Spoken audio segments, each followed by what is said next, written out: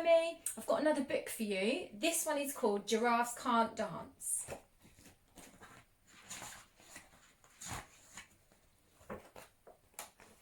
Gerald was a tall giraffe whose neck was long and thin, but his knees were awfully bandy and his legs were rather thin. He was very good at standing still and munching shoots off trees, but when he tried to run around, he buckled at the knees.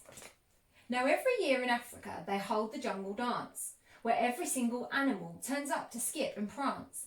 And this year, when the day arrived, poor Gerald felt so sad, because when it came to dancing, he really was very bad. The warthogs started waltzing and the rhinos rock and rolled. The lions danced a tango which was elegant and bold. The chimps all did a cha-cha with a very Latin feel, and 8 baboons then teamed up for a splendid Scottish reel. Gerald swallowed bravely as he walked towards the floor, but the lions saw him coming and they soon began to roar. "Hey, look at clumsy Gerald," the animals all laughed. "Giraffes can't dance, you silly fool. Oh, Gerald, don't be daft." Gerald simply froze up. He was rooted to the spot. "They're right," he thought. "I'm useless. Oh, I feel like such a clot." So he crept off from the dance floor and he started walking home. He'd never felt so sad before, so sad and so alone. Then he found a little clearing and he looked up at the sky. "The moon can be so beautiful," he whispered with a sigh. "Excuse me," coughed a cricket who'd seen Gerald earlier on. "But sometimes when you're different, you just need a different song. Listen to the swaying grass and listen to the trees. To me, the sweetest music is those branches in the breeze. So imagine that lovely moon is playing just for you. Everything makes music if you really want it to." With that, the cricket smiled and picked up his violin.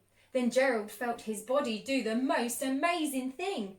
His hooves had started shuffling, making circles on the ground. His neck was gently swaying and his tail was swishing round. He threw his arms up out sideways and he swung them everywhere.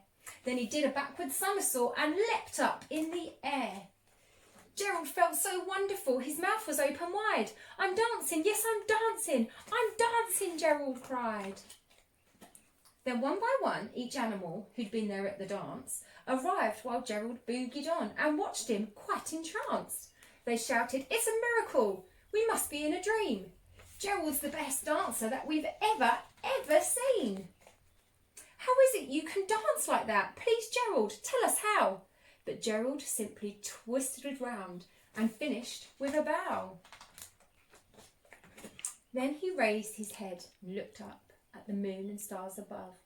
"We can all dance," he said, "when we find the music that we love." Oh, that's such a happy book. See you soon, Dami.